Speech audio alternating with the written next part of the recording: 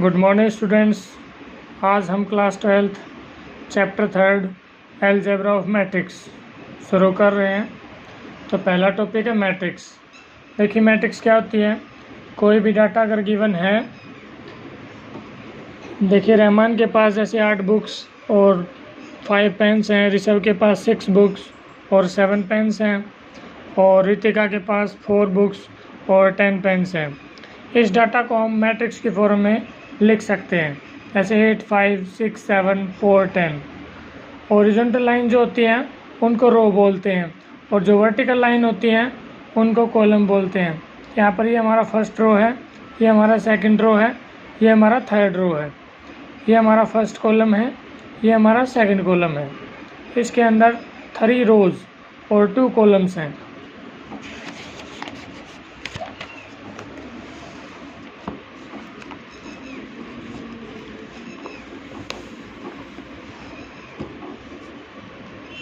Next है, कोई भी अगर लीनियर इक्वेशन गिवन है उनको भी हम मैट्रिक्स की फॉर्म में लिख सकते हैं, जैसे 2x + 3y - z = 5, x - 2y + 5z = 1। जो हमारे x y z के कोफिशिएंट हैं उनको हम एक मैट्रिक्स बना सकते हैं, और जो = से इधर हैं उनको एक दूसरी मैट्रिक्स की फॉर्म में लिख सकते हैं। जैसे इनको लिख सकते हैं 2 3 - 1 1 - 2 5। इसी तरह से एक मैट्रिक्स और बना सकते हैं 5 और 1।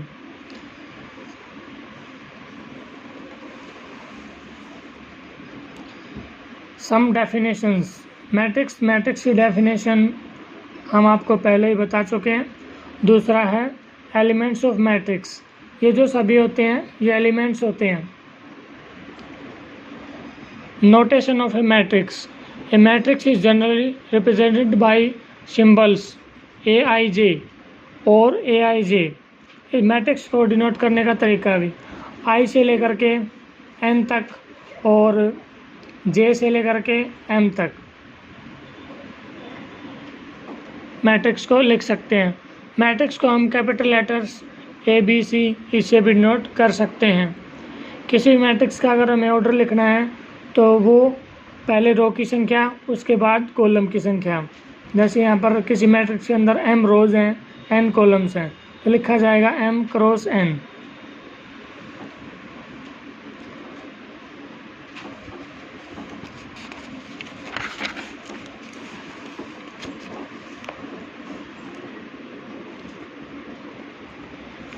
Diagonal of A matrix. किसी भी मैट्रिक्स के जो एलिमेंट्स हैं डायगोनल एलिमेंट्स, जैसे A11 A22 A33, ये हमारा A11 एलिमेंट है, ये हमारा A12 का जो मीनिंग है यानी first row second column, A13 first row third column, इसको बोलते हैं A21 second row first column, A22 second row second column, ये A23 एलिमेंट है, ये A31 A32 A33। Diagonal elements होते हैं A11 A22 A33। Row matrix. किसी matrix के अंदर अगर एक रो है, सिंगल रो, उसको हम रो मैट्रिक्स कहते हैं। Column matrix. किसी मैट्रिक्स के अंदर अगर एक कॉलम है तो उसको हम कॉलम मैट्रिक्स कहते हैं। Rectangular matrix. एक मैट्रिक्स के अंदर अगर हमारे number of rows is not equal to number of columns हैं तो उसको हम रेक्टेंगुलर मैट्रिक्स कहते हैं। फॉर एग्जांपल इसके अंदर 2 रो हैं, 3 कॉलम है, तो इसको हम रेक्टेंगुलर मैट्रिक्स बोलेंगे। Square matrix. स्क्वायर मैट्रिक्स के अंदर number of rows is equal to number of columns. Row की और कॉलम की संख्या जिसमें बराबर हो उसको हम स्क्वायर मैट्रिक्स कहते हैं। इसके बाद है diagonal matrix. A square matrix in which all the non-diagonal elements are 0 is called diagonal matrix। जिसके नॉन डायगोनल एलिमेंट्स 0, ये तो है डायगोनल एलिमेंट, ये नॉन डायगोनल, ये एलिमेंट्स 0 होने चाहिए, उसको बोलते हैं डायगोनल मैट्रिक्स। उसके बाद है scalar matrix. A square matrix is said to be a scalar matrix if all its non diagonal elements are 0 and all diagonal elements are equal. ये जो डायगोनल के एलिमेंट्स हैं ये इक्वल होने चाहिए, और जो नॉन डायगोनल एलिमेंट्स हैं वो 0 होने चाहिए। ऐसी मैट्रिक्स को कहते हैं स्केलर मैट्रिक्स। अगला है यूनिट मैट्रिक्स और आइडेंटिटी मैट्रिक्स। अगर हमारे जो डायगोनल के एलिमेंट्स है वो यूनिटी में हो, यूनिटी का मतलब 1 1 हो, तो उसको हम यूनिट मैट्रिक्स या फिर आइडेंटिटी मैट्रिक्स कह सकते हैं।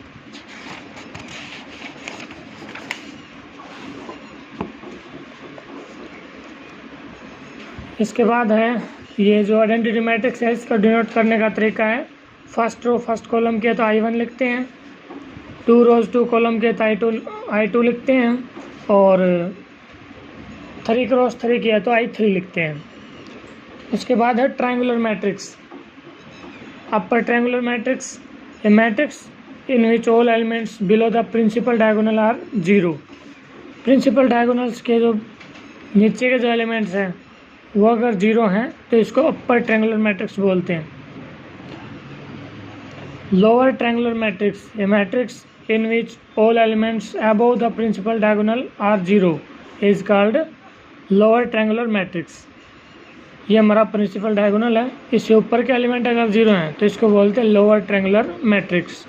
जीरो मैट्रिक्स और नल मैट्रिक्स, जिस मैट्रिक्स के सभी एलिमेंट्स 0 हों उसको हम जीरो मैट्रिक्स या नल मैट्रिक्स कहते हैं। कंपेरेबल मैट्रिक्स, किन्हीं भी दो मैट्रिक्स को हम कंपेयर कर सकते हैं यदि उनके नंबर ऑफ रोज और नंबर ऑफ कॉलम्स इक्वल हों तब कर सकते हैं।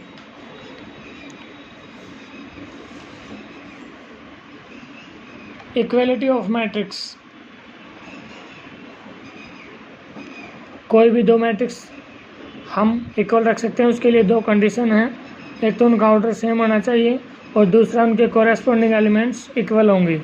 इन्हें हम यहाँ पर बता सकते हैं 3 is equal to A, 7 is equal to 7, 8 is equal to B, 2 is equal to 2, 1 is equal to 1, 0 is equal to C। तो इस तरह से ये हमारा 3rd चैप्टर का बेसिक था।